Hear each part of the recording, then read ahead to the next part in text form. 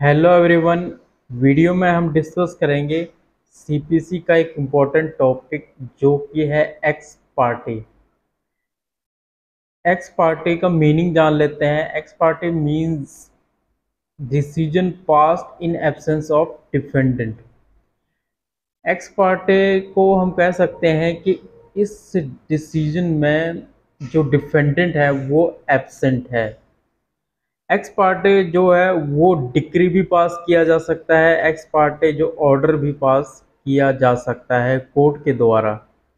तो ऐसी सिचुएशन कब अराइज होती है? अगर अगर जो कोर्ट है वो समन सर्व कर रही है डिफेंडेंट को, बट डिफेंडेंट को समन ड्यूली सर्व हो जाते हैं, उसके बाद भी डिफेंडेंट अगर कोर्ट में अपीयर नहीं होता, देन उस सिचुएशन में कोर्ट के पास डिस्क्रिशनरी पावर है एक्स पार्टे ऑर्डर या एक्स पार्टी डिक्री का डिसीजन देने का। तो जैसे कि हमने पहले ही देखा है कि एक्स पार्टी डिक्री में जो अपीयरेंस है वो सिर्फ प्लेंटिफ की होती है, डिफेंडेंट की अपीयरेंस नहीं होती है। तो एक्स पार्टे कोर्ट की डिस्क्रिशनरी पावर है। जो एक्स पार्टी है ना उसको हम एक तरफा डिसीजन भी कह सकते हैं, या फिर कह सकते हैं डिफेंडेंट के एब्सेंट में पास हुआ है, तो इसकी वजह से एक्स पार्टी डिक्री है वो ना वॉइड है ना इनऑपरेटिव है।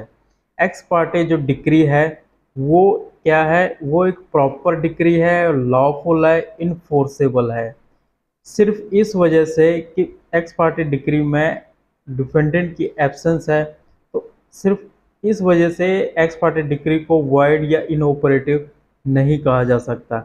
इसको प्रॉपर लॉफुल और इन्फोर्सेबल डिक्री कहा जाता है। एक्स पार्टी डिक्री को मींस जैसे दूसरी डिक्री ऑर्डिनरी डिक्री पास होती है वैसे ही एक्स पार्टी डिक्री पास होती है, उसका जो इन्फोर्सेबल है सेम ऑर्डिनरी डिक्री की तरह रहेगा।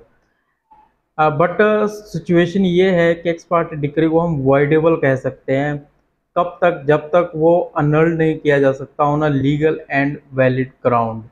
It means voidable unless until it is annulled on legal and valid ground। And अगर एक्स पार्टी डिक्री जो पास हो जाती है तो उससे रिलेटेड जो रेमेडीज हैं वो क्या रहेंगी डिफेंडेंट के पास। डिफेंडेंट के against x party decree pass हो गई है तो फर्स्ट ऑफ ऑल डिफेंडेंट के पास जो रेमेडीज है वो फर्स्ट रेमेडीज ये है कि वो ऑर्डर 9 रूल 30 के अगेंस्ट जो एप्लीकेशन फाइल किया जा सकता है, एक्स पार्टे को सेट असाइड करने की एप्लीकेशन फाइल की जा सकती है कोर्ट में, उसी कोर्ट में जिसने एक्स पार्टी डिक्री पास की है। एंड सेकंड रेमेडीज है कि वो अपील फाइल कर सकता है डिफेंडेंट एक्स पार्टी डिक्री के against. And third remedies is वो रिव्यू फाइल कर सकता है। एंड फोर्थ इज वो रिवीजन फाइल कर सकता है। एंड फिफ्थ इज वो एक न्यू सूट फाइल कर सकता है on the ground of fraud by the plaintiff. And it is stated that the above said remedies are concurrent and they can be prosecuted simultaneously or concurrently।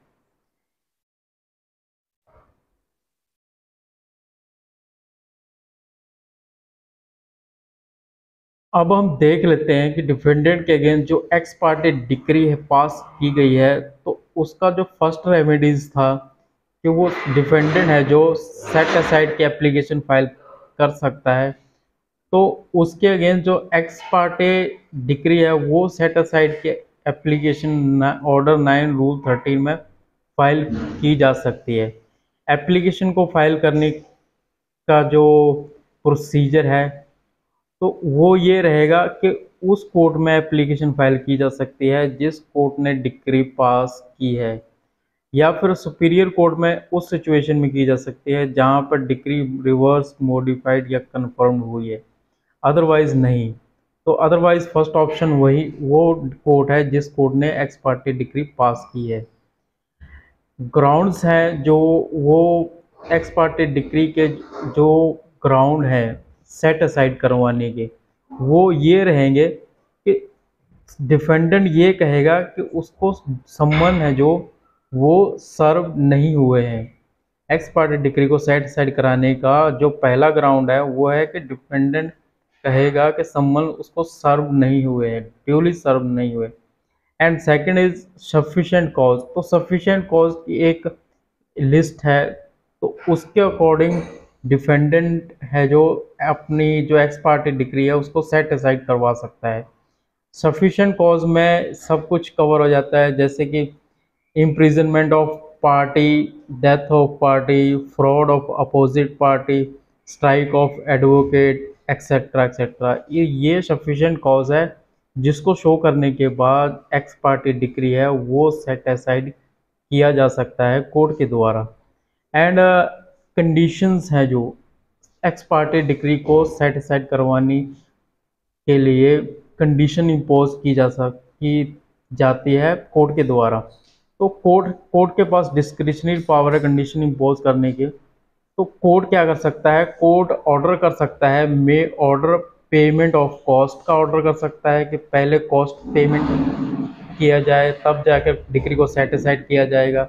And second option court के पास ये है कि वो court कह सकती है कि deposit करे डिक्रीटल अमाउंट इन द कोर्ट, पूरा डिक्री का अमाउंट वो कोर्ट में डिपॉजिट करे तब जाके कोर्ट डिक्री को सेटिसाइड करवा सकती है। तो ये दो ऑप्शन है, कोर्ट की डिस्क्रिशनरी पावर है, कोर्ट पेमेंट को कॉस्ट को पेमेंट करने के लिए कह सकता है कोर्ट में, या फिर डिक्रीटल अमाउंट को पेमेंट करने के लिए कह सकता है।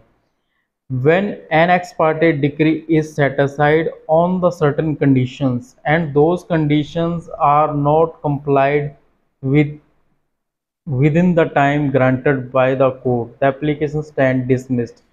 अगर वो कंडीशंस दी गई है कोर्ट के द्वारा कि इस कंडीशंस पे जो सेट असाइड की जो एक्स पार्टी है उसको सेट असाइड किया जाएगा, अगर वो condition with in limitation granted by the court उस कंडीशन को फुलफिल नहीं किया जाता डिफेंडेंट के द्वारा, तो उस सिचुएशन में कोर्ट जो सेट असाइड की एप्लीकेशन है उसको डिसमिस कर सकता है।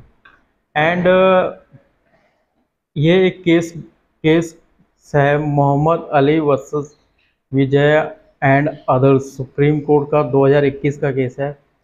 Once statutory alternative remedy by way of appeal available to defendants, he cannot entertain writ petition or revision application under Article 227 of Constitution। It means अगर court defendant के पास statutory remedies है appeal का, then वो writ petition में और revision में नहीं जा सकते।